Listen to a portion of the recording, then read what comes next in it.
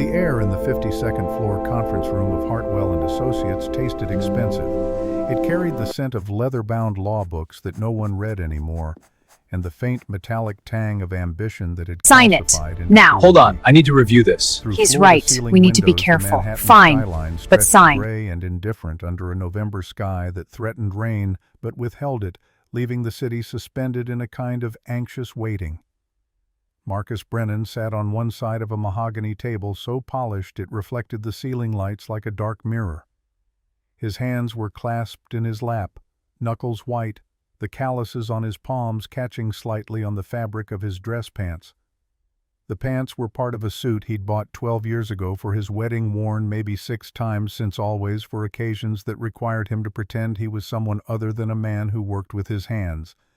The jacket didn't fit quite right anymore. His shoulders had broadened from years of lifting reclaimed timber and hand-planing antique furniture. The sleeves pulled tight when he moved.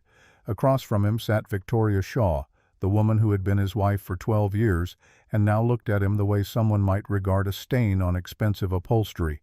She wore an Armani suit in charcoal gray, tailored so precisely it might have been painted on.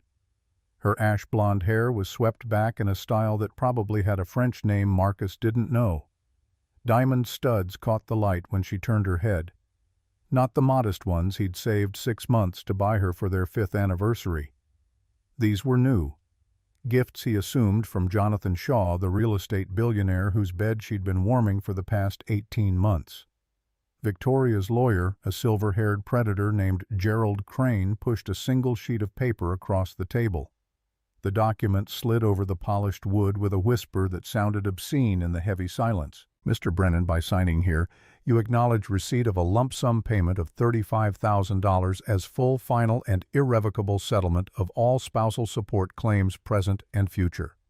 You also waive any claims to properties acquired during the marriage with the exception of personal effects as enumerated in Exhibit C.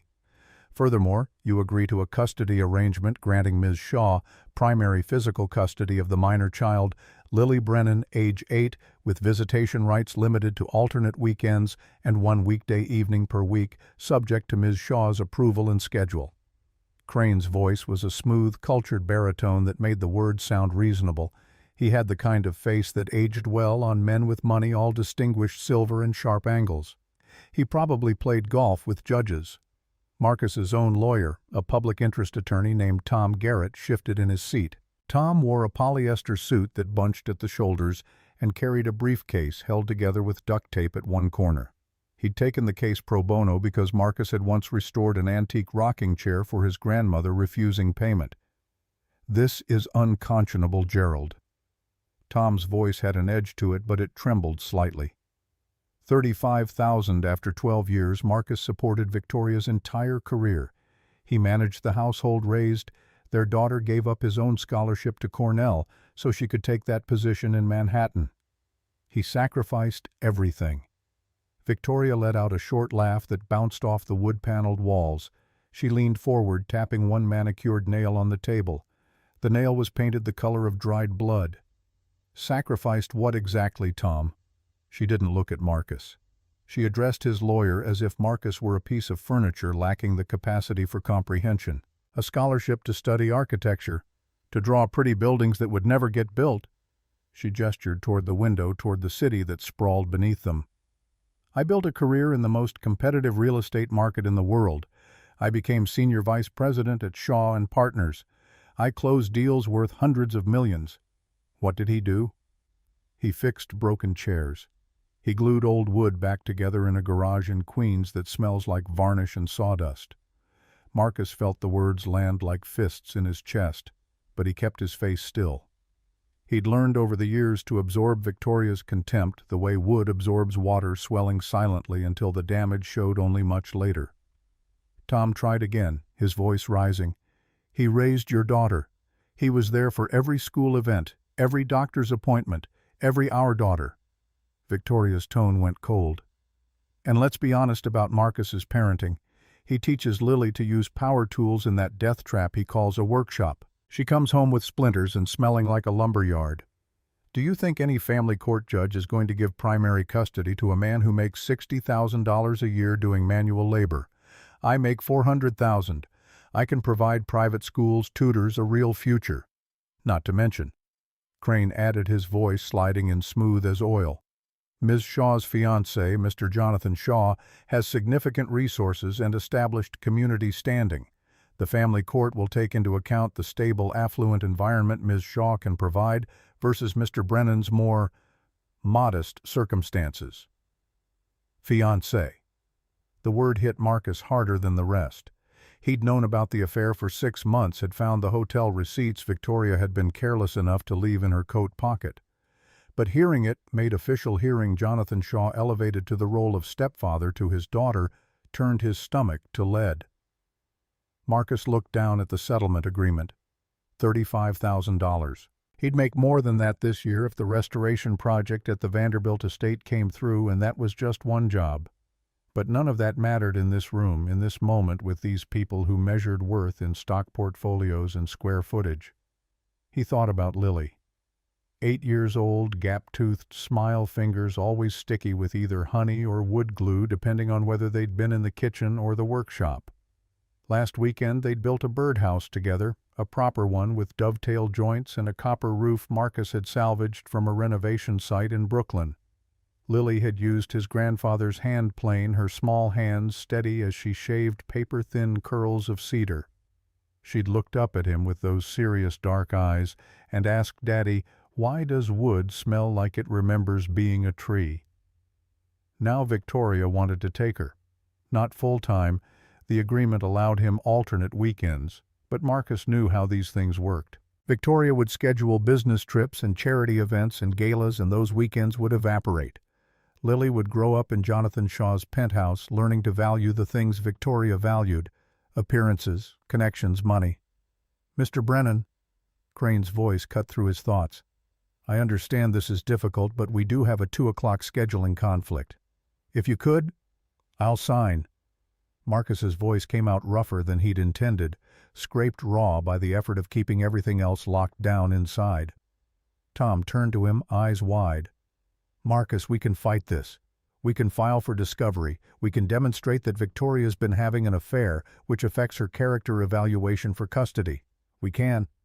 And it'll cost what." Marcus met his lawyer's gaze. "$200,000 in legal fees I don't have. 3 years of court battles while Lily gets torn apart in the middle. How many motions will they bury you in, Tom? How long before your firm tells you to drop the pro bono case because Crane's people are making it too expensive?" Tom's face flushed, but he didn't argue. They both knew the answer. Marcus picked up the cheap ballpoint pen Tom offered. It was the kind that came in bulk packs from office supply stores, the cap chewed from nervous habit. It felt light and insignificant in his hand, nothing like the solid weight of the hand tools he worked with every day. He signed his name. Marcus Brennan. The ink was black and final. Victoria stood immediately, smoothing her skirt with an air of someone who'd just concluded a tedious but necessary business transaction. She didn't look at him. She turned to Crane. "Send the final documentation to my office. And Gerald, good work. Let's play tennis soon." She was halfway to the door when she paused, one hand on the heavy brass handle.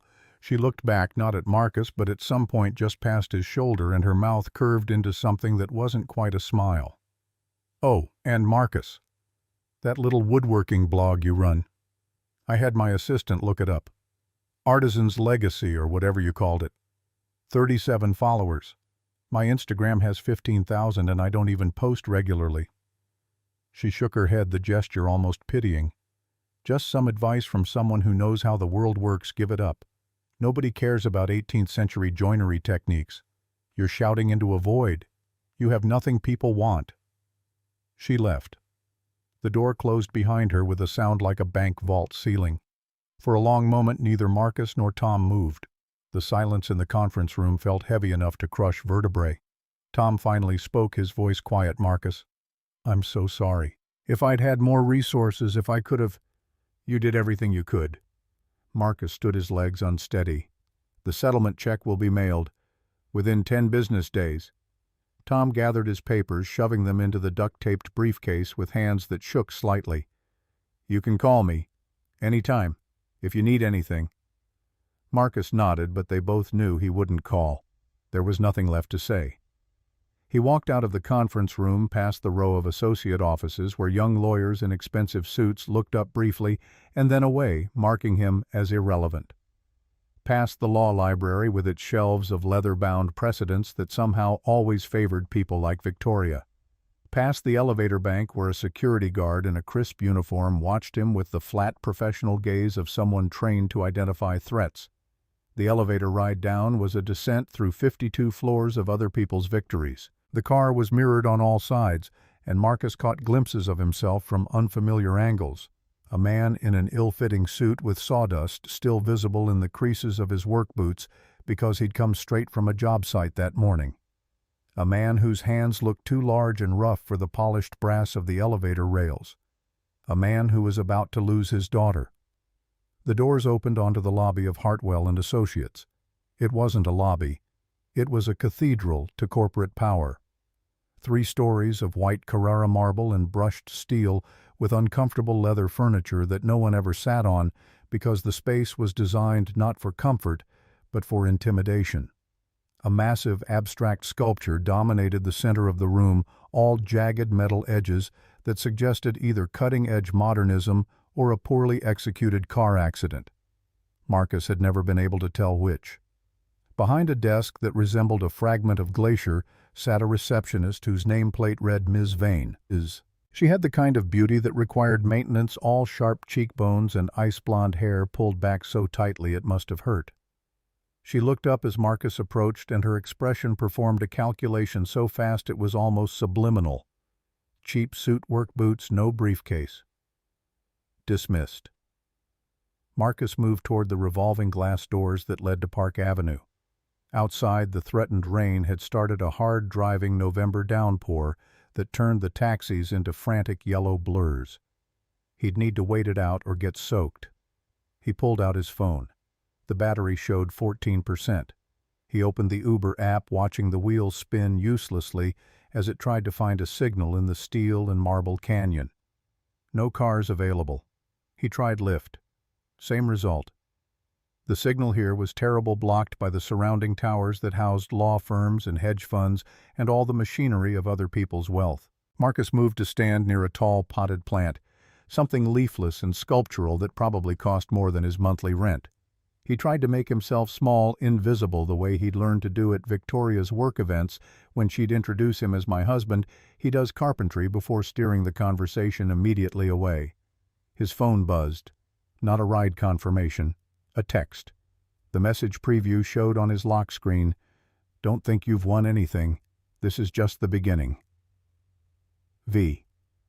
Marcus deleted it without reading the full message. His hands were shaking. A sound cut through the lobby's carefully maintained acoustic balance. Not the murmur of lawyers conferring or the click of expensive heels on marble. This was the deep mechanical purr of a very large, very expensive engine idling outside. Marcus looked up. Through the rain-lashed glass doors, a car was pulling to the curb. Not a car. A Rolls-Royce Phantom long wheelbase in a shade of emerald green so deep it looked black in the rain. The kind of vehicle that didn't just suggest wealth. It announced the kind of power that didn't need to announce itself. Ms. Vane stood up behind her desk. Even she looked impressed. Marcus heard the elevator behind him chime. He didn't need to turn around to know who'd just arrived. He could feel the shift in the lobby's atmosphere, the way Victoria's presence sucked the air toward her like a gravity well. She emerged from the elevator with Crane beside her, still talking, still radiating the smug satisfaction of someone who'd just won. She saw the Rolls-Royce and her face lit up. "Oh, Jonathan's here early." She turned to Crane, touching his arm in a gesture that was probably meant to seem casual but looked practiced. "Thank you again, Gerald. I'll have my assistant send over those documents for the Shaw Tower project." She started toward the doors, pulling a compact umbrella from her bag. "Designer probably cost $300. She was 5 feet from the exit when the Rolls-Royce's driver door opened. A man stepped out. Tall, built like former military, moving with the kind of efficiency that suggested special forces training. He wore a black uniform and chauffeur's cap, and he opened a large umbrella, the kind that looked like it could stop a bullet. He walked not toward the main revolving doors where Victoria waited, but toward the side entrance, where Marcus stood. Victoria stopped. Her hand froze on the door handle. The driver, whose name tag read Arthur, stopped exactly 3 feet from Marcus. He was on the outside of the glass. Marcus was on the inside. Arthur didn't speak. He just looked at Marcus and gave a small, respectful nod. Marcus nodded back. The knot of fear in his stomach dissolved, replaced by something steadier, calmer. He pushed the glass door open. Arthur immediately angled the umbrella to cover him, shielding him from the downpour, with the practiced ease of someone who'd done this 1,000 times. Victoria's voice carried across the lobby, sharp with confusion. "What the hell?" The receptionist, Ms. Vane, was staring. 2 junior associates who'd been crossing the lobby stopped mid-stride. Arthur didn't open the car door for Marcus.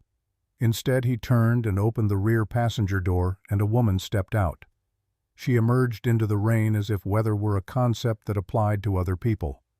Tall, perhaps 5'9", with dark hair shot through with silver pulled back in a simple chignon. She wore a charcoal cashmere coat that probably cost more than Marcus's truck, but she wore it the way other people wore jeans, like it was just a thing that kept her warm and nothing more. No jewelry except a slim watch. Her face was sharp, intelligent, and held an expression of such focused intensity that Marcus felt it like a physical force. Eleanor Blackwood didn't hurry through the rain. She walked with deliberate calm directly to Marcus, and when she reached him, she smiled. It was small, almost imperceptible, but it transformed her severe features into something warm. "Marcus." Her voice was a low alto, the kind that carried authority without volume. "I apologize for the delay. The helicopter had to reroute through some weather over the Hudson." Helicopter. The word hung in the air like a bomb no one knew how to defuse. Victoria's voice shrill now. "Marcus, you know her." Marcus, still trying to process the fact that Eleanor Blackwood was standing in front of him in the lobby of his divorce lawyer's building, managed a nod. Eleanor turned to face Victoria. The movement was precise, economical. When she spoke, her voice dropped 10 degrees. "And you must be the woman who just signed away the finest restoration carpenter I've ever worked with for $35,000. She let that settle for a beat. "I paid him $120,000 last year. For a single project, restoring a Chippendale highboy from Philadelphia circa 1770. Mahogany and brass original hardware, some fool had tried to refinish it with belt sander. Marcus saved it." Victoria's face had gone pale. Crane stepped forward, trying to regain control of a situation that had clearly escaped him. "Ms. Blackwood, I'm not sure what your relationship with Mr. Brennan is, but this is a private matter." Between Eleanor's gaze shifted to Crane, and he stopped talking mid-sentence. "Mr. Crane?" Eleanor's tone was pleasant, almost friendly, which somehow made it worse. "I did some research after Marcus told me about the divorce proceedings. You represent Ms. Shaw, who is Senior Vice President at Shaw and Partners Real Estate. Impressive firm. I understand they're currently bidding on the Fulton Street Museum District project. $600 million contract. Jonathan Shaw is personally overseeing it." Victoria's hand had dropped from the door handle. She stood very still. "I'm the primary investor in that project. 67% equity stake. The contractor selection committee meets next week, and I'll be reviewing all bids personally." Eleanor turned back to Marcus, and her voice warmed again. "Shall we? Lily's waiting at the townhouse. She wanted to show you the art studio."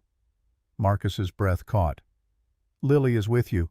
I picked her up from school an hour ago. She's having hot chocolate with my head of staff. I thought you might want to see her after this." Eleanor reached into her coat and pulled out a leather folder. She handed it to Marcus. "My legal team filed an emergency motion this morning. Given your ex-wife's documented 18-month affair with Mr. Shaw, including hotel receipts, text messages, and testimony from 3 of her colleagues at Shaw and Partners, the judge granted you temporary full custody pending a proper hearing next month." Marcus opened the folder with shaking hands. The court order was there, stamped and signed. Temporary full custody. Marcus Brennan, effective immediately. The affair evidence was surprisingly easy to obtain. Eleanor's tone was conversational, almost pleasant. Ms. Shaw wasn't particularly discreet. The Mandarin Oriental keeps excellent records. Victoria's face had gone from pale to flushed red. She took a step forward, her voice rising to a shout that echoed off the marble. "You can't do this. This is Jonathan will destroy you. Do you know who he is?" Eleanor's expression didn't change. "I know exactly who Jonathan Shaw is. I also know his company is leveraged 14-1 on the Fulton Street project. His financing comes through Apex Capital Management, which I acquired controlling interest in last quarter. One phone call from me and his credit lines disappear." She gestured toward the Rolls-Royce. "Marcus, we should go. You'll want to spend time with Lily, and I imagine you'll need to collect some things from your apartment." Arthur held the umbrella steady. Marcus looked back at Victoria, at this woman he'd spent 12 years trying to please, trying to be enough for. She stood in the lobby with her expensive suit and her expensive lawyer, and she looked smaller than he'd ever seen her. "I didn't use anyone, Victoria." His voice was quiet but steady. "I made a friend, someone who valued what I do."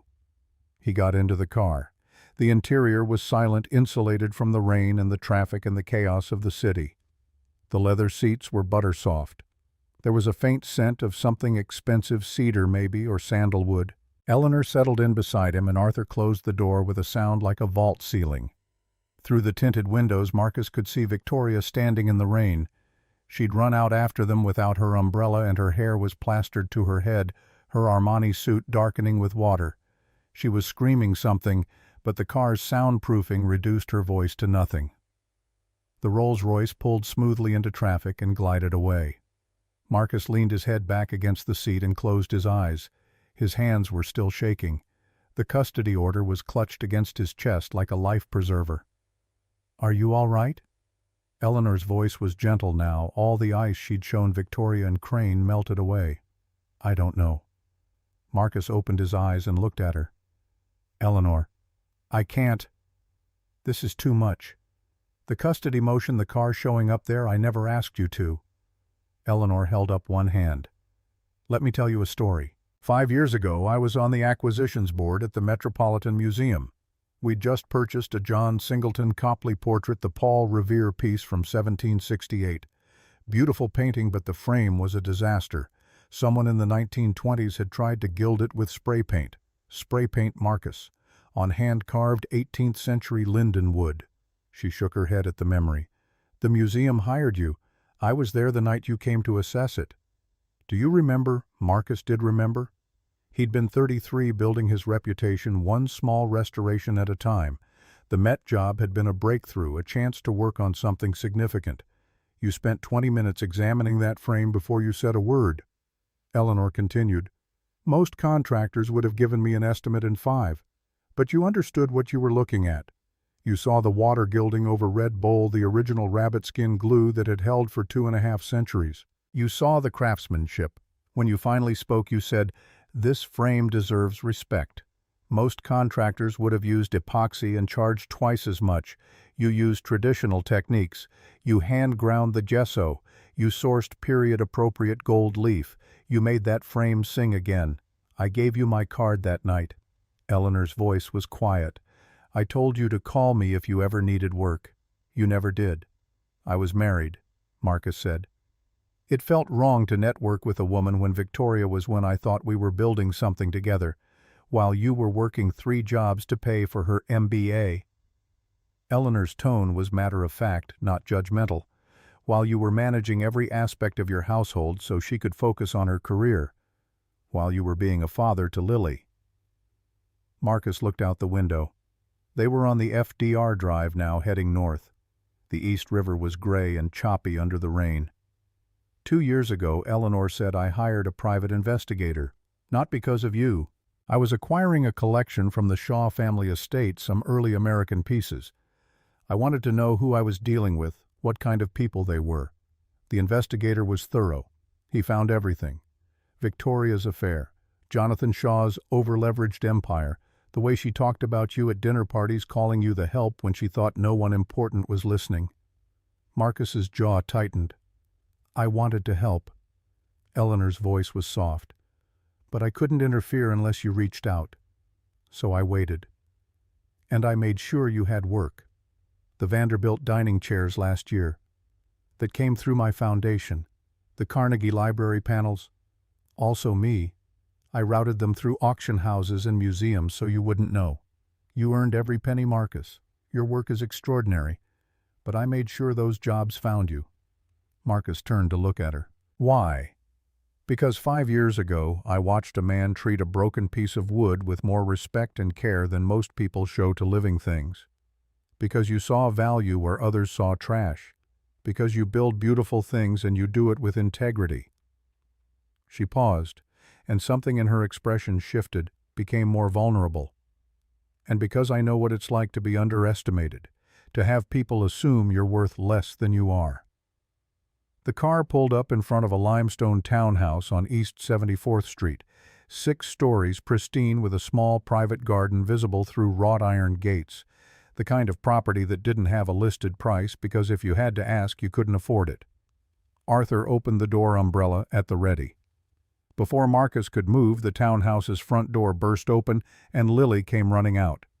She was supposed to wait inside clearly because a woman in a professional navy dress was calling after her, "Miss Lily, your coat," but Lily didn't care. She ran through the rain in her school uniform, her dark braids flying, and launched herself at Marcus the moment he stepped out of the car.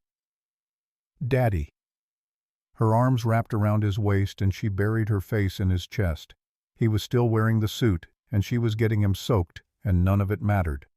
Marcus knelt down, pulling her close, and felt something break open in his chest. All the fear and humiliation and rage from the lawyer's office came pouring out in a way he'd never let it show in front of Victoria or Crane or anyone else. Lily felt him shaking and held on tighter. "Ms. Eleanor says I can stay with you now." Lily's voice was muffled against his shoulder. "She says Mommy made some bad choices and the judge said you should take care of me until Mommy figures things out. Is that true?" Marcus looked up at Eleanor, who stood under Arthur's umbrella with an expression of such gentle understanding that it nearly undid him. "Yeah, baby." Marcus's voice was rough. "That's true. You're staying with me." "Good." Lily pulled back, her face serious in that way 8-year-olds got when they were trying to be grown up. "Because Mommy's been mean to you. I heard her tell Mr. Jonathan that you were embarrassing and that she was glad she wouldn't have to pretend anymore." Marcus's heart clenched. How long had Lily been carrying that Ms. Eleanor isn't mean? Lily said it with the absolute conviction of childhood. She has a real art studio with oil paints and charcoal and everything. And she said I could use whatever I wanted. And Daddy, she has books about furniture makers from like 100 years ago, and she showed me pictures of this desk that looked just like the one you're making for Mrs. Patterson. Eleanor stepped forward. "Let's get you both inside before you catch pneumonia. We can talk properly when you're dry." The townhouse's interior was everything Marcus expected and nothing he was prepared for. The entry hall had original crown molding and what looked like a genuine Rothko on one wall. But it wasn't cold or museum-like. There were books stacked on a side table, a pair of reading glasses folded on top, a woman's cardigan draped over a chair. It was a space someone actually lived in. Eleanor led them through to a library that took up half of the second floor. Floor-to-ceiling bookshelves, rolling ladder leather furniture that looked old and comfortable rather than showy. A fire burned in the fireplace, and the room smelled like wood smoke and old paper. Lily immediately went to a corner where she'd apparently set up camp, pulling Marcus over to show him her drawings. She'd been sketching furniture designs, copying from a book Eleanor had given her about the Townsend Goddard workshop. "See, Daddy. This one has the shell carving you showed me, and this one has the ball and claw feet, but I made them look like dragon feet instead." Marcus studied the drawings. They were good. Really good. Lily had her mother's ambition, but her father's eye for detail. Eleanor poured coffee from a carafe that had been waiting on a side table. She handed Marcus a cup. He took it with hands that had finally stopped shaking. "I have a proposition." Eleanor settled into a chair across from him. Her posture relaxed but her gaze direct. "Not charity. Business. She pulled out a leather portfolio and extracted a set of blueprints, spreading them on the coffee table. I'm opening the Blackwood Museum of American Craft in Brooklyn. 200,000 square feet in a converted industrial building. The mission is to celebrate American artisans, cabinet makers, silversmiths, weavers, blacksmiths. The people whose work built this country but whose names we've forgotten. She looked at Marcus.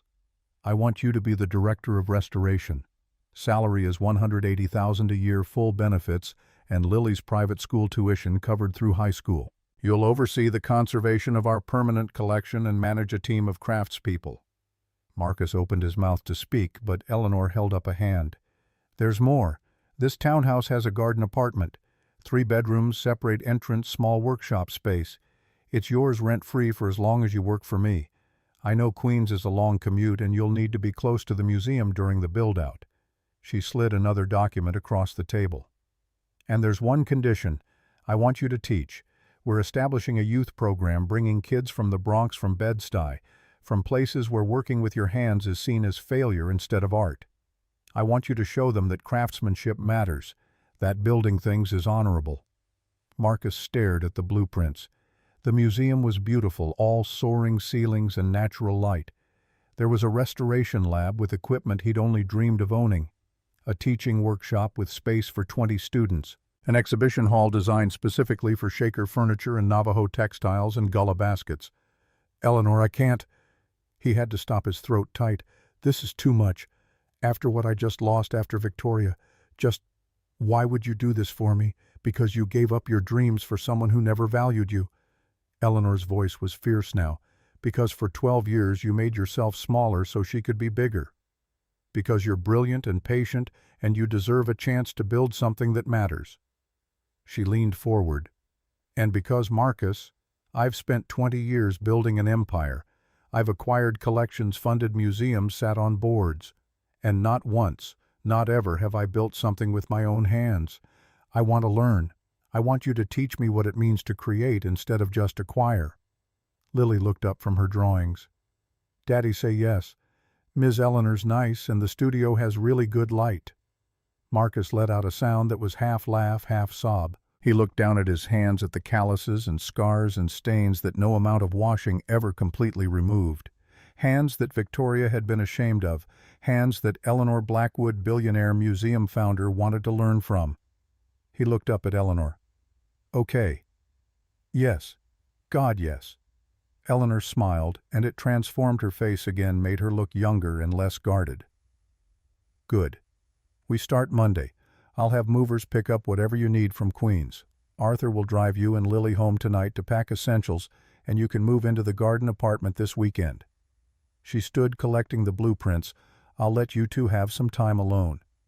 Dinner is at 7 if you'd like to join me, or Mrs. Chen can bring something down to the apartment. Whatever you prefer. Eleanor left, closing the library door quietly behind her. Marcus sat in the leather chair, his daughter curled up beside him, showing him her dragon claw furniture designs, and tried to understand how his life had gone from complete destruction to this in the span of 3 hours. His phone buzzed. He pulled it out, expecting another text from Victoria. It was an email notification from Tom Garrett, his lawyer. Subject line: Victoria Shaw. Motion for emergency custody reversal. Marcus's stomach dropped. He opened the email. Marcus got word through courthouse contacts. Victoria's filing for emergency reversal of the custody order. Hearing scheduled for next Friday. She's claiming Eleanor's influence is inappropriate and that the judge was biased. She's bringing in character witnesses and hiring a firm that specializes in high-conflict custody cases. This is going to get ugly. Call me. Marcus looked at Lily, who was now showing him a sketch of a bookshelf with decorative inlay. Daddy, if you made this for Ms. Eleanor, you could use that walnut you've been saving, the piece with the figured grain. It would look really pretty here. Marcus pulled his daughter close and kissed the top of her head. She smelled like hot chocolate and rain and the lavender soap she insisted on using. His phone buzzed again. Another email, this one from an unknown sender. You think you've won. You haven't. Jonathan has lawyers who eat people like you for breakfast. Eleanor Blackwood won't save you when this gets serious. And Lily, She'll learn what her father really is, a gold-digging carpenter who seduced a lonely old woman for her money. Enjoy it while it lasts. V. Marcus deleted it without responding. He set his phone face down on the table. Through the library windows he could see the rain had finally stopped. The city lights were coming on across Manhattan, and somewhere out there Victoria was plotting her next move. Jonathan Shaw was making phone calls. Lawyers were preparing motions. But here in this room, Lily was safe and warm and drawing furniture designs. And Eleanor Blackwood, a woman who'd built an empire on seeing value where others saw trash, believed Marcus was worth investing in. He looked down at his hands again. These hands had signed away his marriage 3 hours ago. Now they were going to build something new, something that mattered. Lily tugged his sleeve. "Daddy, are you okay?" Marcus smiled. For the first time in months, maybe years, it felt genuine. "Yeah, baby. I think I'm going to be." 3 weeks after the divorce, Marcus woke to his phone vibrating against the nightstand in the garden apartment's bedroom. The screen showed 6:47 a.m. and a news alert from page 6. He'd learned to dread that particular notification sound. The headline loaded, "Real estate heiresses ex-accused of gold-digging museum mogul. Sources say carpenter seduced billionaire Eleanor Blackwood for money and influence." Marcus sat up the sheet tangling around his waist. Through the bedroom window he could see the townhouse's main building, its windows still dark. Eleanor wouldn't be up for another hour. Lily was asleep in the second bedroom, her door decorated with the hand-carved nameplate Marcus had made her first weekend here. He opened the article. The journalist had done their homework, or someone had fed them details. There were photos Marcus leaving the garden apartment, coffee in hand. Eleanor and Marcus touring the Brooklyn Museum site, her hand on his arm as she pointed at something in the scaffolding. Lily playing in the townhouse's garden while Marcus and Eleanor sat on a bench laughing at something. The story painted Marcus as a manipulative opportunist who'd targeted a vulnerable older woman. Eleanor was 45 to his 38, and the article made those 7 years sound like a generation gap. They called her lonely, isolated, a workaholic who'd never married and had no children. Easy prey for a charming carpenter with a sob story. Victoria was quoted extensively. "I'm heartbroken. Marcus was always ambitious, but I never thought he'd use someone like this. Eleanor Blackwood is a brilliant woman, but she's been alone for so long. I think she's vulnerable to anyone who shows her attention. I just hope she realizes what's happening before he damages her reputation permanently." Jonathan Shaw had a quote too.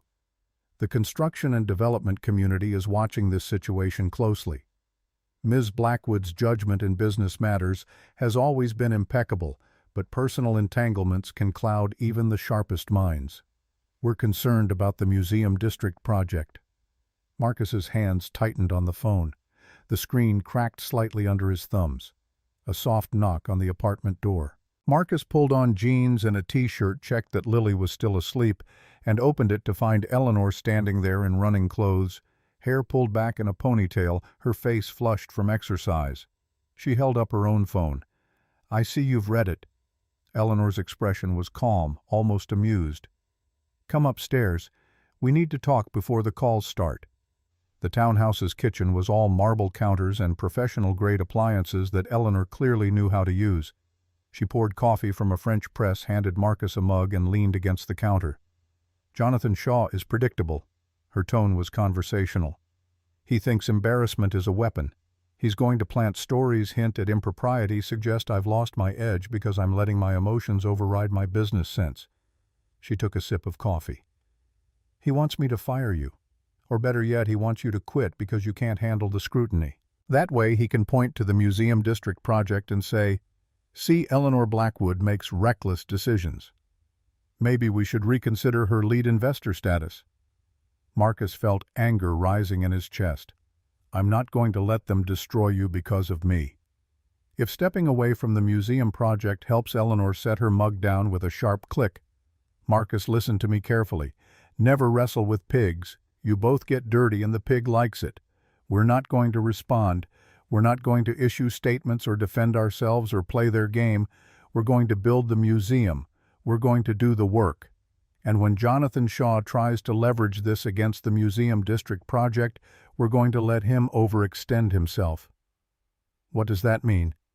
It means Jonathan is angry and angry people make mistakes. Eleanor's smile was thin and dangerous. We wait. We document everything. And we let him think he's winning.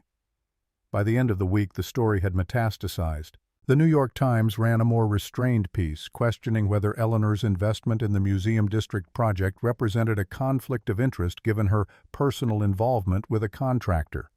The Wall Street Journal published an op-ed about the dangers of mixing business and personal relationships in high-stakes real estate development.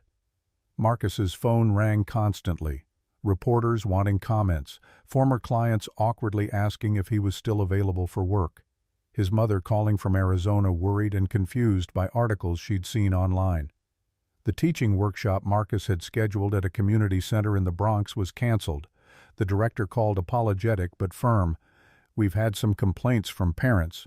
Given the current media attention, we think it's best to postpone indefinitely." Marcus stood in the Garden Apartment's small workshop, a space Eleanor had outfitted with tools that made his old Queens garage setup look like a child's toy box. He was supposed to be preparing materials for the museum's first restoration project, a collection of shaker chairs that needed structural reinforcement.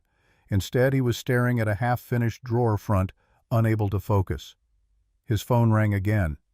"Tom Garrett. Marcus, the custody hearing is in 2 days. Victoria's team has filed motions requesting psychological evaluations for both you and Eleanor. They're claiming you're in an unstable relationship that's affecting your judgment, and that Eleanor's influence over Lily is inappropriate. They're bringing in a psychiatrist who's going to testify that children Lily's age need consistent maternal presence, and that your current living situation, quote, residing in a billionaire's property as a dependent, unquote, doesn't provide adequate stability. What do I need to do?" Tom's sigh was audible through the phone. "Be honest. The judge is going to ask about your relationship with Eleanor. Don't lie, don't embellish. Just tell the truth." Marcus hung up and looked around the workshop. The truth was that Eleanor had given him a life raft when he was drowning. The truth was that he went to bed every night terrified that Victoria's lawyers would find some angle to take Lily away. The truth was that he didn't know what his relationship with Eleanor actually was beyond employer and employee, mentor and student, two people who understood what it meant to be underestimated. The museum project became Marcus's anchor. Eleanor had been right about one thing: work was the answer. While journalists speculated and Victoria's publicity team planted stories, Marcus and Eleanor spent 12-hour days at the Brooklyn site. The building was a former textile factory from 1892, all exposed brick and iron beams and windows that let in light like a cathedral. The previous owner had let it decay for 20 years, but the bones were magnificent. Marcus walked through the space with Eleanor, both of them wearing hard hats and work boots, and saw what it could become. The main exhibition hall would showcase American craft traditions, shaker furniture in one wing, Navajo textiles in another, a dedicated space for gullah baskets and contemporary blacksmith work. The second floor would house the restoration labs and teaching workshops. The third floor, currently a maze of rotting offices, would become archive storage and a research library. Eleanor had hired a construction manager named Bill Torres, a third-generation builder who ran a union shop in Queens. Bill was 60, built like a fire hydrant, and had a face that suggested he'd seen every kind of construction disaster and survived them all. He met Marcus and Eleanor on site the first Monday morning, clipboard in hand, expression skeptical. "Ms. Blackwood, I've looked at your plans. They're ambitious, beautiful even. But I need to be straight with you. We've got a problem." Eleanor raised an eyebrow. "Go on." "My guys aren't coming." Bill's jaw tightened. "I've spent the last week getting calls from union reps, from the electrical contractors, from the plumbing suppliers. Jonathan Shaw controls half the construction trade in this city through favors and leverage. Word came down anyone who works on your museum gets blacklisted from Shaw projects. Shaw and Partners has $30 billion in active developments. My guys have families. They can't afford to get frozen out." Marcus felt his stomach drop. Without union labor, the project was dead. Eleanor's timeline called for a 2-year build with an army of skilled tradespeople. They couldn't do it alone. Eleanor's expression didn't change, I understand. Thank you for being direct, Bill. She turned to Marcus. Looks like we're doing this the hard way. That night, Marcus sat at the kitchen table in the garden apartment with a legal pad and started making calls. Not to union contractors or established firms. To people he'd worked with over the years, the ones who'd helped him on side projects and small restorations. The network of craftspeople who owed him favors or respected his work enough to take a risk. Joe Ramirez, a master welder who specialized in ornamental ironwork. Marcus had helped Joe's son with a scholarship application 2 years ago, spent hours editing his essay about traditional metalworking techniques. Joe answered on the second ring. Marcus explained the situation. There was a long pause. Shaw's trying to blacklist you. Joe's voice was tight with anger. That's bullshit. I'm in. When do we start? Tommy O'Brien, a union electrician who'd taught his daughter basic woodworking in Marcus's Queens workshop every Saturday for a year. Tommy had connections throughout the trade union's relationships that went back generations. I can't bring my whole crew. Tommy sounded regretful. The union would have my head. But I know guys who work independent, guys who owe me. Let me make some calls. Sarah Kim, a Finnish carpenter who'd apprenticed under the same master craftsman as Marcus 15 years ago. She ran a small shop in Red Hook specializing in custom millwork. Jonathan Shaw doesn't own Brooklyn. Her voice was fierce. I'll do your trim and cabinetry. And Marcus, I'm bringing my apprentices. They need to see what it looks like when someone builds something real. By the end of the week, Marcus had assembled a crew.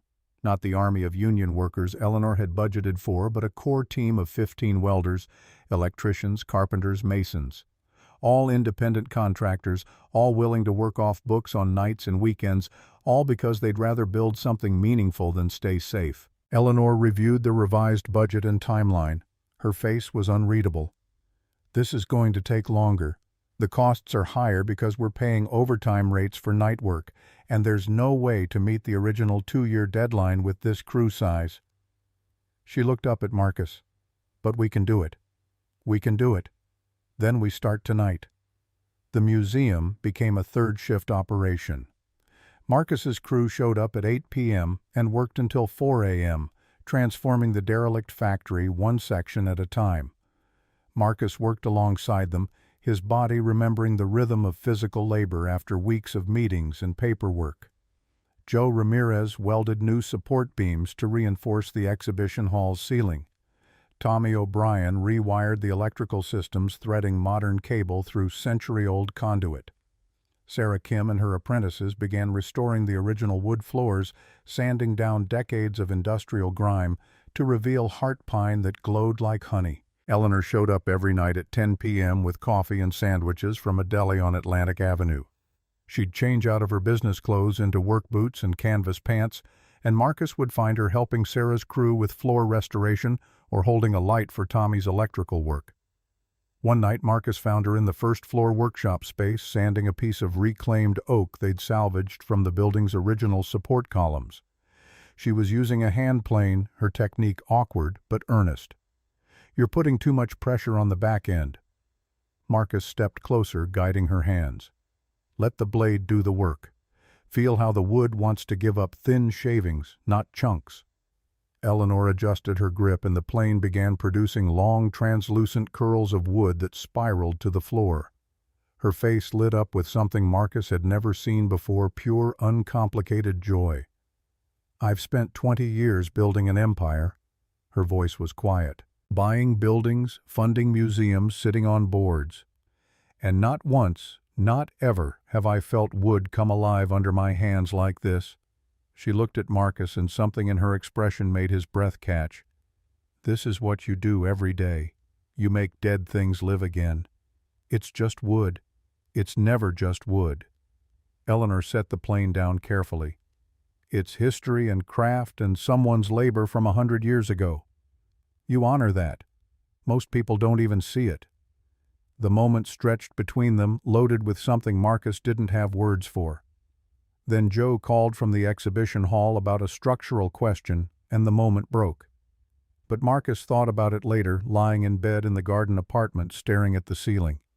He thought about the way Eleanor's face had transformed when the plane started working properly, the way she'd looked at him like he'd shown her a secret. He thought about Victoria, who'd spent 12 years looking at his work and seeing only something to be embarrassed by. The custody hearing was held in a windowless courtroom in Lower Manhattan that smelled like floor polish and institutional despair. Victoria arrived with a legal team that looked like a small Army 3 attorneys in expensive suits, a child psychologist with impressive credentials, and Jonathan Shaw himself sitting in the gallery like a silent threat. Marcus had Tom Garrett, who'd worn his best polyester suit and carried a briefcase that still had duct tape at the corners. Victoria's lead attorney was a woman named Margaret Chen, 50-something, with the kind of steel-trap mind that could recite case law from memory. She presented her case with surgical precision. "Your Honor, we're not disputing that Mr. Brennan loves his daughter. However, we have serious concerns about his current living situation and the influence being exerted on Lily by Mrs. Eleanor Blackwood." She introduced evidence photos of Lily at the townhouse playing in a garden that belonged to a woman she'd known for less than a month. School records showing Lily had been withdrawn from her previous school and enrolled in an elite private academy that Eleanor was paying for. Testimony from Victoria's colleagues describing how Marcus had immediately moved into Eleanor's property after the divorce. The psychologist testified that children Lily's age needed stability and consistent maternal presence. That sudden exposure to extreme wealth could be disorienting and create unrealistic expectations. That Mr. Brennan's dependence on Mrs. Blackwood for housing and employment created an unhealthy power dynamic. Margaret Chen painted a picture of Marcus as a man who'd latched onto a wealthy benefactor and was using his daughter as leverage to maintain that relationship. When Tom Garrett stood to present Marcus's case, he looked overmatched, but he did his job. He called Marcus to the stand. "Mr. Brennan, can you describe your relationship with Mrs. Blackwood?" Marcus chose his words carefully. "Eleanor is my employer. She's also become a friend, someone I respect professionally and personally. And you're living in her property, rent-free. I'm living in the garden apartment as part of my employment package. It's standard for live-in positions." Margaret Chen's cross-examination was brutal. She went after every detail: how quickly he'd moved in, how much money Eleanor had spent on Lily's education, whether he'd discussed the arrangement with Lily before making the decision. "Mr. Brennan, isn't it true that you've become financially dependent on Ms. Blackwood, that without her support you couldn't afford to fight this custody battle? I have a job, I earn a salary she pays you, housing she provides, legal fees she's covering through her foundation's pro bono program. You're entirely reliant on her goodwill, aren't you?" Marcus's hands gripped the witness stand. "I'm reliant on my work. Eleanor values what I do. That's not dependence, that's employment." The judge, a tired-looking woman in her 60s named Judith Kowalski, made notes but gave nothing away. Then Tom called Eleanor. She took the stand with the same calm she brought to everything. Her testimony was precise, factual. She explained the museum project, Marcus's role, the professional relationship that had developed over 5 years of occasional collaboration. Margaret Chen went after her too. "Ms. Blackwood, you've never been married. You have no children. What qualifies you to make decisions about what's best for an 8-year-old girl?" Eleanor's voice stayed level. "I'm not making decisions about Lily. Her father is. I'm simply providing opportunities. Opportunities like a private school that costs $60,000 a year. I believe in education. Lily is a talented child. She deserves resources that nurture that talent. And it has nothing to do with your relationship with Mr. Brennan. You're not trying to use his daughter to secure his loyalty." Eleanor's eyes went cold. "I don't need to secure anyone's loyalty, Mrs. Chen. I hire people because they're excellent at what they do. Marcus Brennan is the finest restoration carpenter in this city. His daughter's well-being is important to me because children's well-being is always important. But I'm not using her. I'm helping her." The hearing recessed for lunch. Marcus sat with Tom in a dingy coffee shop across from the courthouse, too anxious to eat. "We need something stronger." Tom's voice was grim. "Chen is building a case that you're an opportunist and Eleanor is either complicit or being used. The judge is going to look at the optics wealthy woman's struggling carpenter daughter caught in the middle. What about Lily? Can she testify? She's 8. The judge probably won't allow it, but I can request a chambers interview. Do it. That afternoon, Judge Kowalski called a recess and met with Lily in her chambers. No attorneys, no parents, just the judge, Lily, and a court-appointed child advocate. Marcus waited in the hallway outside, pacing. Eleanor sat on a bench, perfectly still, hands folded in her lap. She's a smart kid. Eleanor's voice was quiet. She'll tell the truth. That's what I'm afraid of. 20 minutes later, the chamber door opened and the advocate emerged. Her expression gave nothing away, but she nodded once at Tom before heading back into the courtroom. When proceedings resumed, Judge Kowalski looked at both legal teams. I've spoken with Lily Brennan. She is an intelligent, articulate child who has clear opinions about her situation. The judge paused, reviewing her notes. Lily expressed a strong preference to remain in her father's custody. She described her mother as, quote, always at work and mad when I ask questions, unquote. She described Mr. Jonathan Shaw as, quote, mean to waiters, and he yells on the phone a lot, unquote. Victoria's face went white. Jonathan Shaw's expression darkened. Judge Kowalski continued. Regarding Ms. Eleanor Blackwood, Lily said, quote, she's nice and she actually listens when I talk about art. She doesn't tell me to be quiet like Mommy does, and she lets Daddy teach me about making things, and he's really happy now instead of sad all the time, unquote. Marcus felt something crack open in his chest. The judge set her notes aside. I'm going to rule in favor of maintaining Mr. Brennan's primary custody. Ms. Shaw will have supervised visitation every other weekend until such time as she can demonstrate a stable home environment separate from Mr. Shaw. Margaret Chen stood. Your Honor, we request my ruling stands. Judge Kowalski's voice was firm. This child has expressed a clear preference, and I see no evidence that Mr. Brennan's current living situation is harmful. Mrs. Blackwood's generosity toward an employee and his daughter is not inherently problematic. Court adjourned. Victoria was on her feet immediately, shouting, This is insane. You're letting a billionaire buy my daughter. Judge Kowalski's gavel came down hard. Ms. Shaw, one more outburst, and you'll be held in contempt. Outside the courthouse, Victoria confronted Marcus on the steps. Jonathan Shaw stood behind her, face tight with barely controlled rage. You think you've won. Victoria's voice shook. You've turned my daughter against me. You've used that woman's money to steal Lily. I didn't steal anyone. Marcus kept his voice low. You pushed us away. Both of us. Jonathan stepped forward. This isn't over, Brennan. I've filed a formal complaint with the Museum District Oversight Committee about Eleanor's conflict of interest. By next month, she'll be removed from the project, and when that happens, your little museum fantasy dies too. He leaned closer. And when you're broke and desperate again, Lily will come back to her mother, because that's where she belongs. Marcus met his gaze without flinching. Lily belongs wherever she's loved. Right now, that's with me. He turned and walked away, Eleanor falling into step beside him. Arthur was waiting with the car. That night Marcus couldn't sleep. He kept replaying Jonathan's threat about the museum district complaint. If Eleanor lost the investor position, her reputation would take a hit that even her billions couldn't cushion, and it would be Marcus's fault for dragging her into his mess. He got up at 2 a.m. and went to the workshop. The piece he'd been avoiding for weeks was there, a gaming table commission from before the divorce, mahogany and brass inlay deposit already paid. He needed to finish it, needed to prove he could still do this work even while his life was falling apart. He was hand-cutting dovetails when Eleanor appeared in the workshop doorway wearing a silk robe and slippers. Couldn't sleep either. Marcus set down his chisel. I keep thinking about what Jonathan said. The museum district complaint. If they remove you from the project because of me. Eleanor walked to the workbench and picked up the half-finished table front, examining the inlay work. This is beautiful. What's the pattern? Federal period circa 1810, inspired by a piece Duncan Fife made for the Morris family.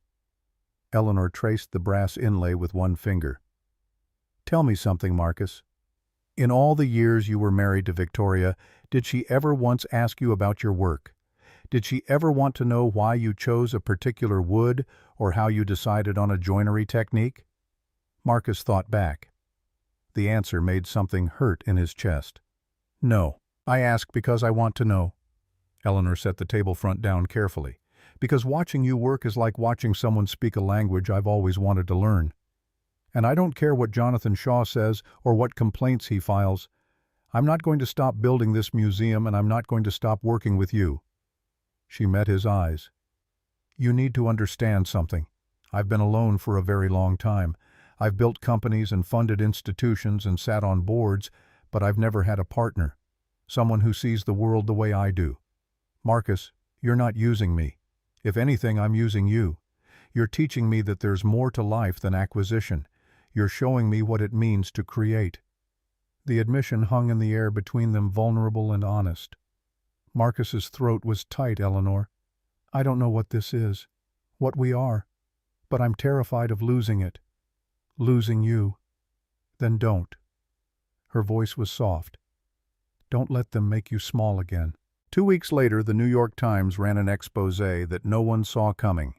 The headline read, Shaw Empire Built on Shaky Foundation, Federal Investigation Reveals Pattern of Fraud and Bribery in Museum District Development. Marcus was at the museum site when Tom Garrett called, breathless with excitement. Marcus, turn on the news. Any channel. It's everywhere. Marcus pulled out his phone and found a live stream. FBI agents in windbreakers were raiding the Shaw and Partners headquarters, carrying out boxes of documents. Jonathan Shaw was being escorted to a waiting car, his hands cuffed behind his back. The reporter's voiceover explained federal prosecutors have charged Jonathan Shaw with multiple counts of fraud, money laundering, and bribery related to the $600 million Museum District project. Sources say the investigation was triggered by an anonymous submission of documents that detailed years of financial misconduct. Marcus called Eleanor. She answered on the first ring. Are you watching? I am. Her voice was carefully neutral. Did you? 2 years ago, when I was investigating the Shaw family for that estate acquisition, my team found some irregularities. Nothing I could act on at the time, but enough to keep watching. When Jonathan started threatening the Museum District project, I had forensic accountants take another look. Marcus remembered that dinner party 2 years ago, the one Victoria had hosted for Jonathan's investors.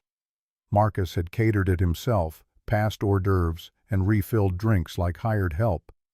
Jonathan had been drinking heavily, taking calls in the study, leaving documents scattered across the desk. Marcus had been clearing glasses from that room when he'd noticed the papers. Land surveys for the Museum District site.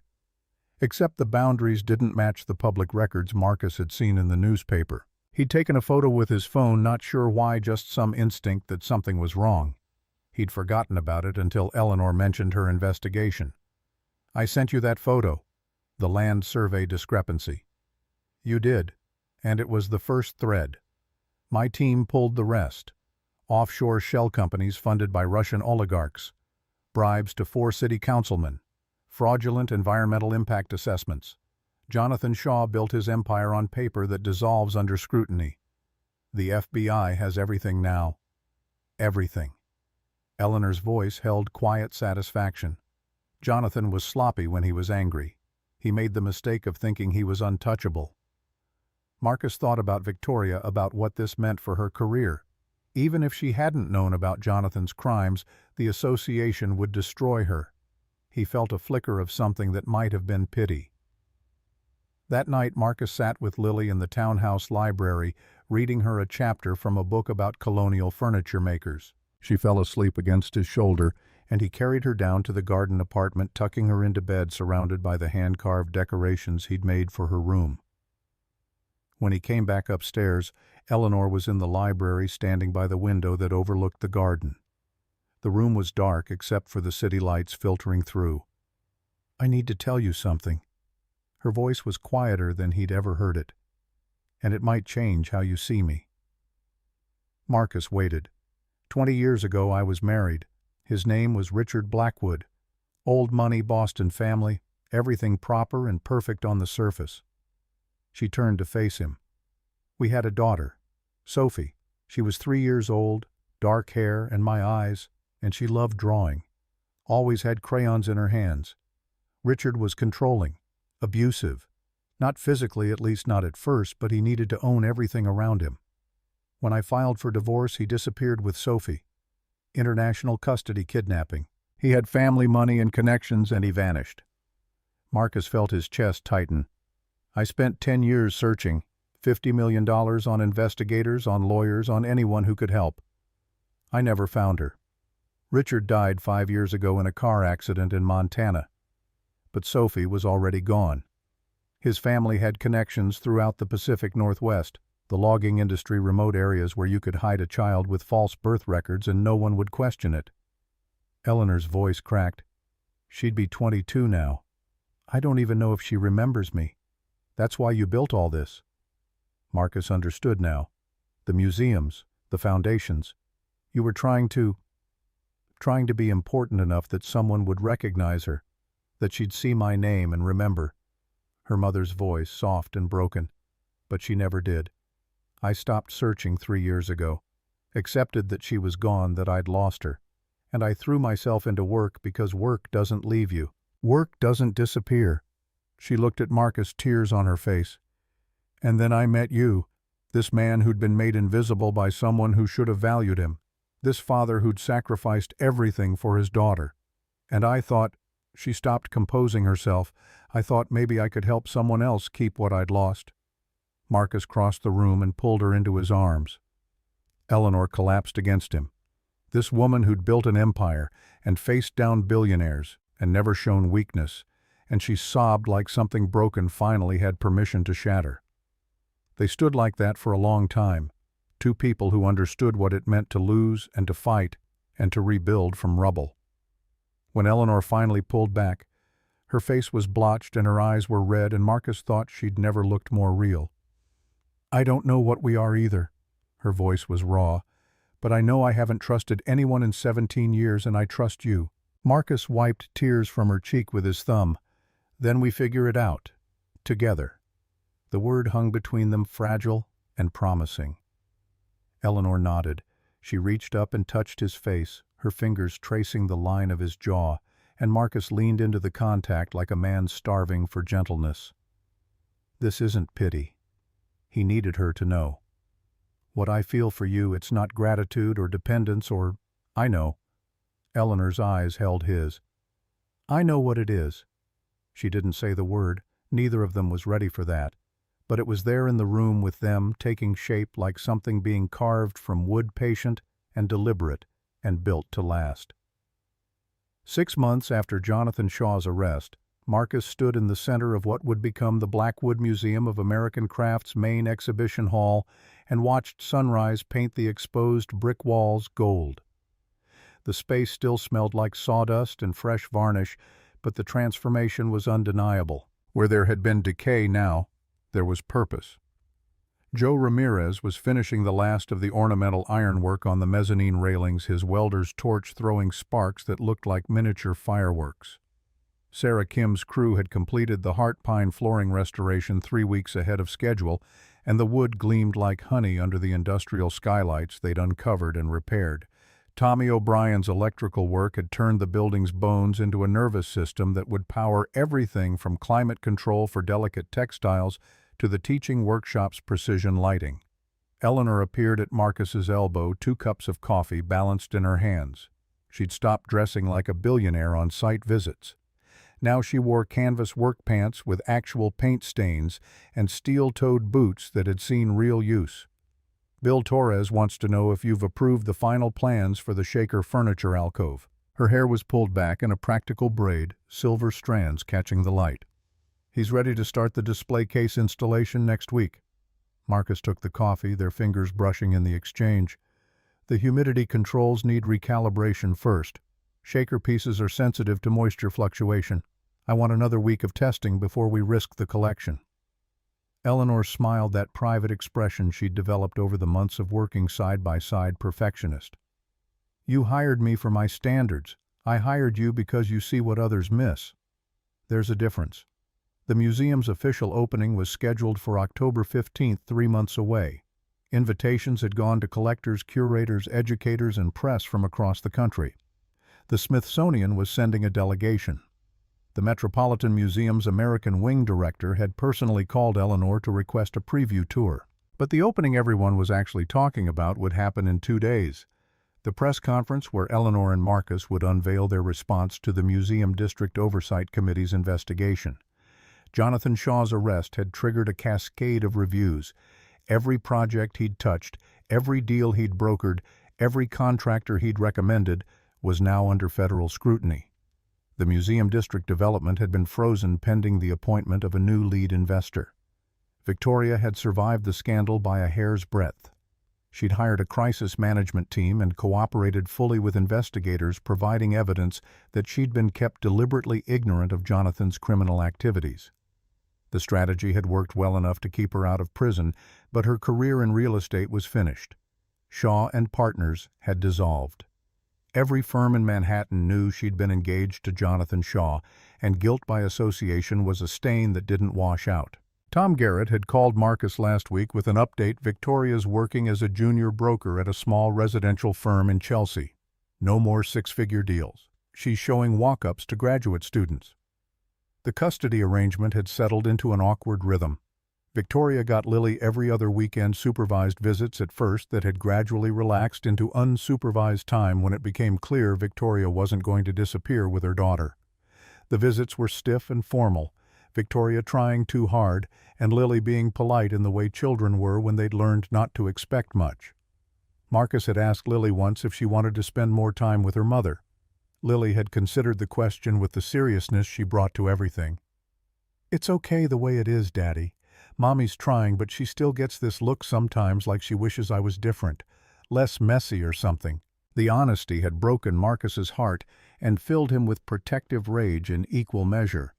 Now standing in the museum that had become the proving ground for everything he believed about craft and value.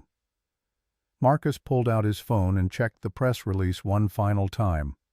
The Blackwood Foundation was announcing a full transparency initiative.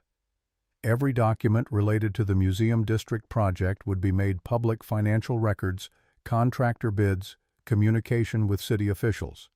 Eleanor's entire due diligence process. Everything Jonathan Shaw had tried to hide Eleanor was putting on display. The attached statement was brief. The Blackwood Foundation has nothing to conceal. We believe public projects should be conducted with public accountability. We invite the Oversight Committee to review our materials and make their determination based on facts rather than speculation. It was a gamble. Opening the books meant exposing every decision to scrutiny, every expenditure to second-guessing. But it also meant Jonathan's accusations of corruption and conflict of interest would evaporate under the weight of documented evidence. Marcus's phone buzzed with a text from an unknown number. He opened it reflexively.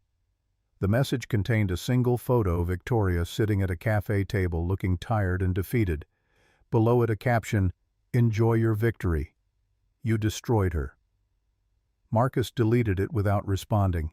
He'd learned that engaging with Victoria's supporters, the ones who still believed the narrative of the gold-digging carpenter, only fed the fire. Eleanor saw the expression on his face. Another one. They're getting less frequent. That's not the same as stopping. Her voice held an edge of concern. If it escalates, it won't. Marcus pocketed the phone. Victoria's moving on. The people still sending these, they're just noise. What he didn't mention was the stack of similar messages he'd received over the past months. Photos of him and Eleanor at the museum site with captions suggesting impropriety. Screenshots of his bank statements leaked somehow highlighting Eleanor's salary payments with questions about what services he was really providing. Anonymous emails warning that Lily would eventually see her father for what he was, a user who'd traded on tragedy for financial gain. Tom Garrett had advised documenting everything in case it turned into actionable harassment. Marcus had a folder on his laptop labeled Evidence that he tried not to think about. The press conference was held at the museum itself in the not-quite-finished exhibition hall.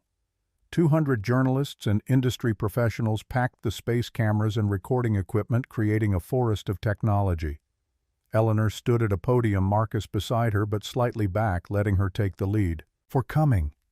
Eleanor's voice carried across for coming. Eleanor's voice carried across the room without a microphone, that natural authority she possessed. "I'm here to address questions about the Blackwood Foundation's involvement in the Museum District project and to announce a new standard for transparency in public-private development partnerships." She outlined the transparency initiative. The public document released the invitation for third-party audits. Then she opened the floor for questions.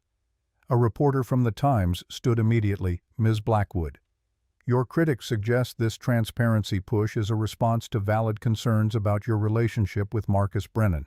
How do you respond to allegations that you've used foundation resources to benefit someone with whom you have a personal connection?"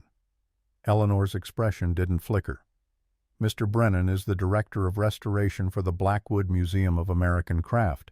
His salary and benefits are competitive with similar positions at institutions like the Met and the Smithsonian. The garden apartment is standard compensation for live-in positions requiring on-site availability during construction and installation phases. The Foundation's legal team has reviewed every aspect of his employment and found no irregularities. If you'd like to compare his compensation to that of other museum directors, I've included that data in the public release." She paused. "As for a personal connection, Mr. Brennan is someone I respect professionally and value as a colleague. I don't apologize for hiring excellent people." A blogger from a real estate industry site, someone Marcus recognized from particularly vicious articles about Eleanor's judgment. "But isn't it true that you've paid for his daughter's private school education? That seems like it goes beyond standard employment benefits." The Blackwood Foundation operates a scholarship program for children of employees and for students from underserved communities. Lily Brennan qualified on both counts. Her application was reviewed by the same committee that evaluates all scholarship candidates. She was accepted on merit. Would you like to see the evaluation rubrics? Those are also public now. Another reporter, this one from a financial news network, "Ms. Blackwood, Jonathan Shaw alleged that your personal entanglements clouded your business judgment. Now that he's been arrested on federal charges, do you feel vindicated?" Eleanor's jaw tightened slightly. "I feel relieved that a pattern of criminal behavior has been exposed and stopped." "Mr. Shaw built an empire on fraud. He tried to use personal attacks and innuendo to distract from his own misconduct. Whether I feel vindicated is irrelevant. What matters is that the Museum District project can now proceed with legitimate oversight and honest contractors." A voice from the back, aggressive and familiar. "But you did use Foundation resources to investigate Shaw. Isn't that a personal vendetta?" Marcus recognized the speaker, Gerald Crane, Victoria's divorce lawyer, apparently now working as some kind of industry advocate. Eleanor's eyes went cold.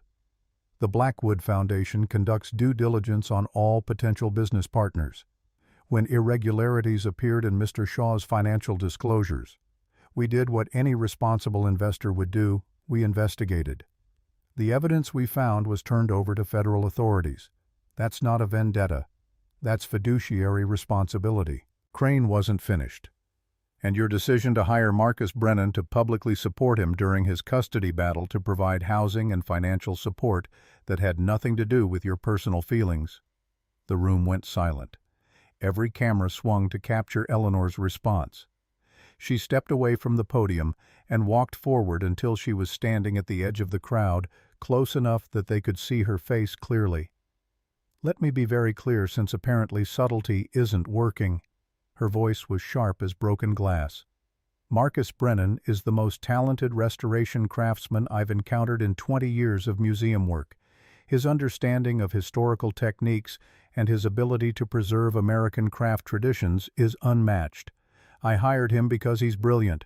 I support him because his ex-wife tried to destroy him for having the audacity to be better at something than she could monetize. And yes, Mr. Crane, I have personal feelings. I have feelings about watching a gifted artisan be treated like he was worthless. I have feelings about watching a devoted father be told he wasn't good enough to raise his own daughter. If having feelings about justice and competence and human decency disqualifies me from business, then I'm proudly disqualified." She turned back to the podium. "Any other questions?" The room erupted. Reporters shouted over each other. Cameras flashed like a lightning storm. Eleanor answered 3 more questions with the same unflinching directness, then thanked everyone for coming and walked off the stage. Marcus followed, and they didn't stop until they were in the back office that had become Eleanor's command center during the museum build. She closed the door and leaned against it, eyes closed. That was either brilliant or career suicide. Her voice shook slightly. Marcus crossed to her. "That was you refusing to apologize for doing the right thing." Eleanor opened her eyes. "The committee is going to review those documents with a microscope. If they find anything, any expenditure that looks questionable, they won't. Because you've been careful. Because you've done this correctly." He took her hands. "Eleanor, you just told a room full of reporters that you hired me because I'm good at my job, not because you're sleeping with me. That's the truth. Let them choke on it." She laughed, the sound breaking with relief and residual adrenaline. "I'm not sleeping with you." The statement hung in the air and something shifted in the space between them. "Not yet." Marcus heard himself say it before he'd fully formed the thought. Eleanor's breath caught. Her eyes searched his face. "Marcus, I don't know what the timeline is for this." His hands tightened on hers. "I don't know the protocol for employer-employee relationships or what the press will say or how it affects the museum. But I know that every morning I wake up and the first thing I think about is whether you'll be on site that day. I know I teach better when you're watching. I know when Lily talks about the future she includes you in it without even realizing. I know that when you broke down in the library and trusted me with your grief, something in me recognized something in you." Eleanor's eyes were bright with unshed tears. "You're 7 years younger than me. I don't care. The press will say I'm manipulating you. The press can go to hell. Victoria will use it against you in the next custody review. Victoria already thinks the worst." Marcus pulled Eleanor closer. "Let her. I'm tired of making myself smaller to make other people comfortable." Eleanor reached up and touched his face, the gesture achingly familiar from that night in the library. "I don't know how to do this. Be with someone. Trust someone. I've been alone so long." Then we learned together. Marcus leaned his forehead against hers. No rush, no pressure, just honest. Eleanor's hand slid to the back of his neck and she pulled him down into a kiss that tasted like coffee and courage and the kind of promise that wasn't made lightly. When they broke apart, both breathless, Eleanor's smile was incandescent. "The Oversight Committee is going to have a field day with this." "Probably. Worth it. Absolutely." The Oversight Committee's report came back 6 weeks later, 2 weeks before the museum's scheduled opening. Marcus and Eleanor were in the restoration lab when Tom Garrett called with the news. "They cleared you." Tom sounded like he couldn't quite believe it. Full approval to continue as lead investor on the Museum District project. The report specifically cited your transparency initiative as a model for future public-private partnerships. They interviewed 14 contractors, reviewed 10,000 pages of documents, and found 0 evidence of impropriety. "You're clean, Eleanor. Completely clean." Eleanor closed her eyes, the tension draining from her shoulders. "And the museum. They're sending a representative to the opening. Want to see what you've built." After the call ended, Eleanor sat at the restoration workbench and put her head in her hands. Marcus wrapped his arms around her from behind his chin, resting on top of her head. "You did it. We did it." Her voice was muffled against her palms. "Your crew, your vision for the teaching programs, your insistence on quality over speed. This isn't just my museum, Marcus. It's ours." The words settled between them, comfortable and right. The museum's opening night arrived with October's crisp air and the kind of media attention that made publicists weep with joy. 2,000 guests filled the exhibition hall, spilling onto the mezzanine and into the teaching workshop spaces. The Shaker furniture alcove glowed under carefully calibrated lighting that made 300-year-old wood look alive. Navajo textiles hung in climate-controlled cases, their colors as vibrant as the day they were woven. Gullah baskets, contemporary blacksmith work, early American silver, the entire span of American craft tradition on display. Marcus had built a centerpiece for the main hall, a 20-foot wooden sculpture called the Artisan's Tree. Made from reclaimed lumber, salvaged from buildings across all 5 boroughs, each piece of wood represented a different craft tradition. Oak from a Harlem brownstone where master carpenters had worked in the 1890s. Pine from a Brooklyn shipyard. Maple from a Bronx furniture factory. Carved into the trunk were 500 names. American craftspeople whose work had built the country, but whose identities had been lost to history. Marcus had spent months researching, finding names in obscure archives and forgotten ledgers. And there, near the base, 2 names that made his throat tight every time he saw them. James Brennan, furniture maker, 1954 to 1989. His father dead when Marcus was 12, whose hands had taught Marcus how to read wood grain like some people read books. And below that, Sophie Blackwood, lost, but not forgotten. Eleanor had cried when she saw it. Then she'd helped Marcus apply the final coat of oil, her hands working the cloth in careful circles, while he explained how the linseed oil would protect the wood and deepen its color. Now, watching Eleanor give her opening remarks to a crowd that included senators and museum directors and art critics, Marcus felt something settle in his chest. Pride, yes, but also belonging. This space they'd built together wasn't just a museum. It was proof that value came from labor and integrity, not from wealth or status or the ability to look down on others. Eleanor finished her speech and introduced Marcus.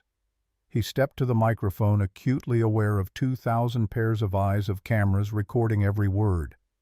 He'd prepared remarks, notes on his phone about craft tradition and the importance of preserving historical techniques.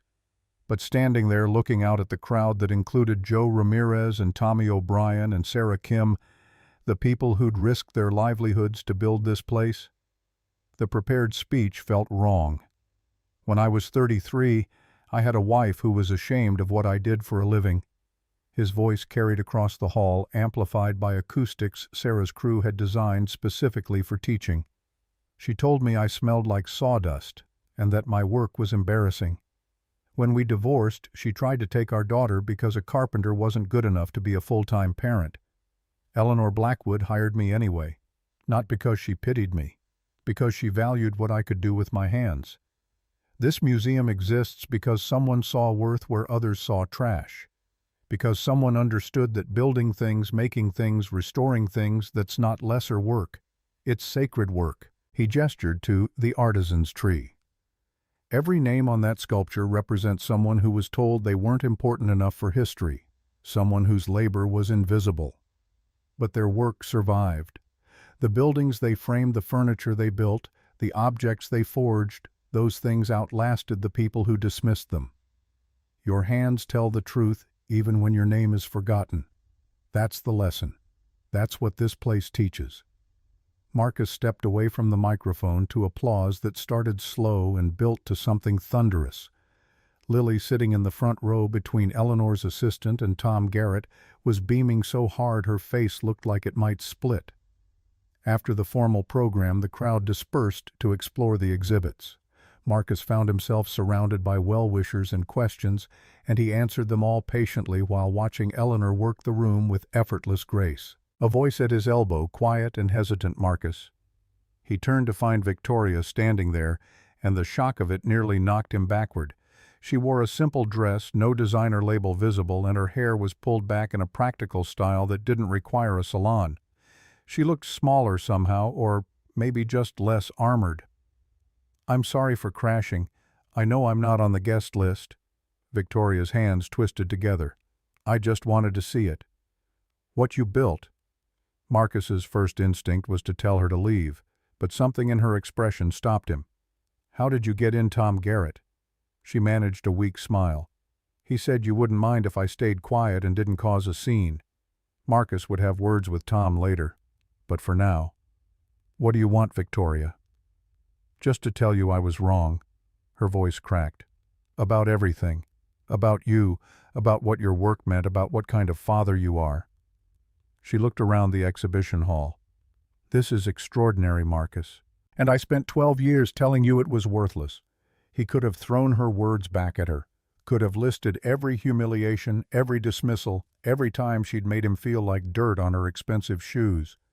But standing in this space he'd built, surrounded by evidence that he'd been right about what mattered, the anger felt unnecessary. "You're working in Chelsea now," Victoria nodded, "showing apartments to grad students and young couples." "It's honest work, humbling." She met his eyes. "I'm volunteering too, at a community art program in Hell's Kitchen, teaching basic design and drafting to teenagers. Turns out I'm not terrible at it." The admission surprised him. "You used to draw in high school. I gave it up because it wasn't practical, because my parents said art didn't pay bills." Victoria's laugh was bitter. "I spent so long chasing money and status that I forgot there were other ways to measure worth. I'm not asking for forgiveness. I don't deserve it. I just wanted you to know that I see it now, what I threw away." Marcus considered her for a long moment. "Lily mentioned you've been better at the weekend visits, more present." "I'm trying. It's hard." Victoria's eyes were bright. "She doesn't trust me yet, and I don't blame her. But I'm learning that showing up is more important than being perfect. I will. I promise." She glanced across the "I will." "I promise." She glanced across the room to where Eleanor was in conversation with the Smithsonian director. "She's good for you." "Eleanor, you look happy." "I am." "Then I'm glad. Even if I hate that it took losing you for me to figure out what mattered." Victoria left without asking for more, disappearing into the crowd. Marcus watched her go and felt something close to peace. Eleanor found him later after most of the guests had filtered out and the caterers were breaking down the bar setup. She slid her hand into his, their fingers interlacing with practiced ease. "Victoria came. I saw." "Did she cause trouble?" "No." "She apologized." Eleanor's eyebrows rose. That must have been satisfying. Marcus thought about it. Mostly it was sad. She wasted so much time chasing things that didn't matter. "People do that." Eleanor's voice was soft. "I did it for years after Richard took Sophie. Built empire after empire trying to fill the hole where my daughter should have been." She looked at Marcus. "You changed that. You reminded me that building things with purpose is better than building things from grief." The sculpture. Sophie's name. He knew this was delicate ground. "I'll probably never find her." Eleanor's voice was steady, the grief long since integrated into who she was. "But having her name there acknowledged it helps. You gave me that." They stood together in the quiet museum, surrounded by the work they'd built and the life they were constructing piece by careful piece. 1 year later, the Blackwood Museum of American Craft had become a permanent fixture in Brooklyn's cultural landscape. The teaching program Marcus ran served 500 students annually, kids from across the city learning dovetail joints and forge work and basket weaving.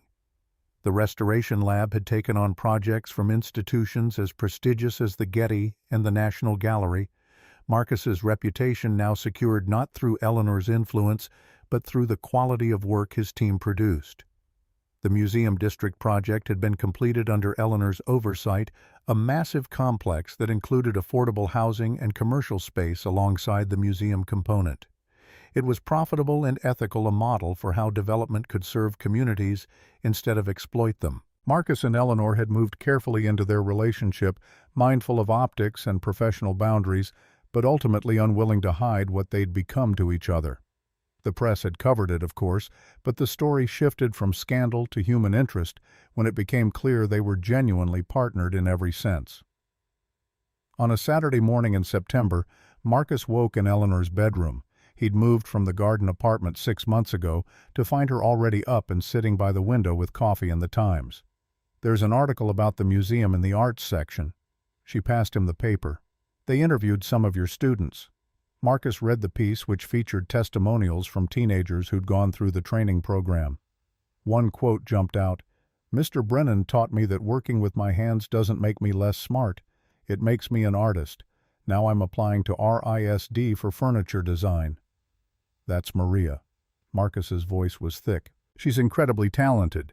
could barely afford materials when she started, but she has this instinct for proportion that can't be taught. Eleanor smiled. You're changing lives, Marcus. We're changing lives. He pulled her down for a kiss that tasted like coffee and comfortable intimacy. This museum, the teaching program, all of it exists because you took a risk. A knock on the bedroom door. Lily's voice sleepy and young. Daddy, can I make pancakes? Use the griddle, not the pan. And Eleanor gets blueberries in hers. I know Lily's footsteps retreated down the hall. Eleanor settled against Marcus's chest, his arm around her shoulders. She called me Eleanor. She's been doing that for months. I know. But this morning I realized I wanted her to call me something else. Something more. Marcus's heart kicked against his ribs. What are you saying? I'm saying that I've spent 20 years grieving a daughter I lost. Eleanor's voice was careful, vulnerable. And you've given me a chance to be something like a mother to Lily, not replacing Victoria, but being present in a way that matters. I'm saying that what we've built, it feels like family. Marcus turned her face toward his Eleanor Blackwood. Are you proposing to me? She laughed, the sound bright and surprised. I suppose I am. Is that allowed? Am I supposed to wait for you to do it? There are no rules for us. We've already broken most of them. He kissed her again, deeper this time, and felt the rightness of it settle into his bones. Yes.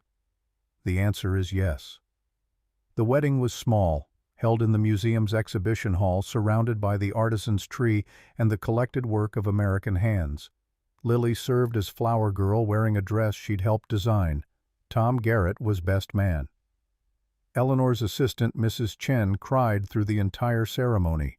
Victoria attended, sitting in the back. She'd started dating someone, a high school art teacher, who made modest money and loved his job. She looked lighter, or maybe just less hungry. Marcus's vows were simple. You saw me when I was invisible. You valued me when I was told I was worthless. You taught me that building something real matters more than building something impressive. Eleanor's eyes were wet. You taught me that creating is better than acquiring.